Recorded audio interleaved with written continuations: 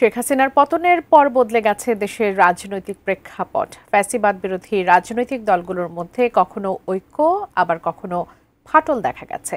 হাসিনার পতনের পর বেশ কিছু রাজনৈতিক দল নিবন্ধন পেয়েছে, আবার অনেক নতুন দলের আত্মপ্রকাশ হয়েছে। বৈষম্য বিরোধী ছাত্র আন্দোলনের ব্যানারে যারা এক ছিলেন তারাও ৩টি রাজনৈতিক প্ল্যাটফর্ম নিয়ে হাজির হয়েছেন। মোহাম্মদ সোহাগ বিশ্বাসের রিপোর্ট। গত ফেব্রুয়ারির শেষে এসে আত্মপ্রকাশ ঘটে নতুন রাজনৈতিক প্ল্যাটফর্ম জাতীয় নাগরিক পার্টি। বৈষম্যবিরোধী ছাত্র আন্দোলন ও নাগরিক কমিটির সমন্বয়ে এই দলটির ঘোষণা আসে, যার নেতৃত্বে বৈষম্যবিরোধী আন্দোলনের অগ্রভাগের নেতারা।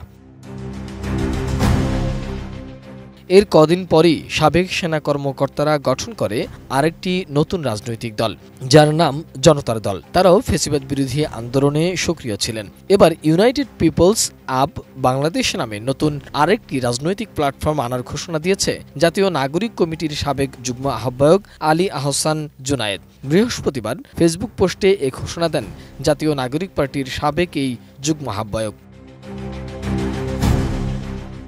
আলী আহসান জুনায়েদ লিখেছেন, জুলাইয়ের আকাঙ্ক্ষা বাস্তবায়নের অঙ্গীকার নিয়ে গঠিত হতে যাওয়া আসন্ন রাজনৈতিক প্ল্যাটফর্মের নাম আমরা ঠিক করেছি ইউনাইটেড পিপলস বাংলাদেশ বা আপ বাংলাদেশ। জুলাইয়ের আকাঙ্ক্ষা বলতে আমরা সুনির্দিষ্টভাবে কিছু লক্ষ্যমাত্রা নির্ধারণ করেছি, যেটি বাস্তবায়নের লক্ষ্যে বাংলাদেশের আপামর ছাত্র জনতাকে সঙ্গে নিয়ে প্ল্যাটফর্মটি এগিয়ে যাবে ইনশাআল্লাহ।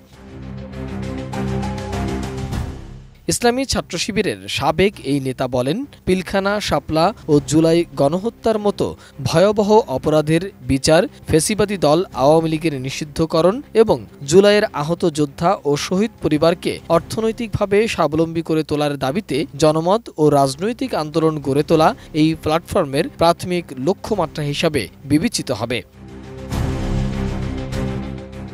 বিশ্বমানের থার্মিক্স রড, সালাম স্টিল থার্মিক্স, দেশের একমাত্র থার্মিক্স রড। তিনি বলেন, বাংলাদেশের বিদ্যমান রাজনৈতিক সংস্কৃতির পরিবর্তন, সমাজের সর্বস্তরের যোগ্য ও নৈতিক নেতৃত্বের প্রতিষ্ঠা, সামাজিক সুবিচার ও মানবিক মর্যাদা প্রতিষ্ঠাকরণ, সামাজিক নিরাপত্তা বিধান এবং ধর্মীয় বিশ্বাস ও মূল্যবোধের প্রতি শ্রদ্ধাশীল সামাজিক চুক্তির ভিত্তিতে বাংলাদেশ পুনর্গঠন এই প্ল্যাটফর্মের দীর্ঘমেয়াদী লক্ষ্যমাত্রা। রাজনীতিতে পেশি শক্তির দাপট, দুর্নীতি ও দুর্বৃত্তায়নের রাজনৈতিক অর্থনীতির যে বৃত্ত, দীর্ঘমেয়াদে আমরা তাও উপড়ে ফেলতে চাই।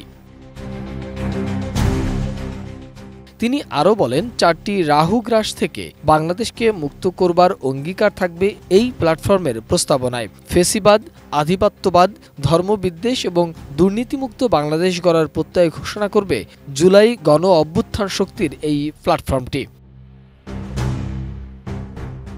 আলী আহসান জুনায়েদ আরও উল্লেখ করেন, বাংলাদেশের মানুষের অর্থনৈতিক আজাদী এবং বৈষম্যহীন সমৃদ্ধ বাংলাদেশ গড়ার প্রস্তাবনা থাকবে প্ল্যাটফর্মের পক্ষ থেকে।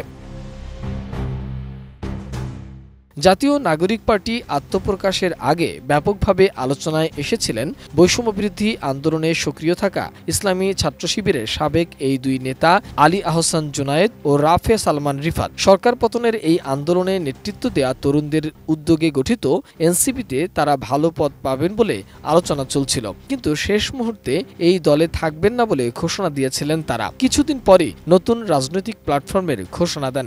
এপ্রিলে আত্মপ্রকাশ ঘটবে নতুন এই রাজনৈতিক দল, এমনটাই জানিয়েছে জুনায়েদ। মোহাম্মদ সোহাগ বিশ্বাস, এটিএন নিউজ, ঢাকা।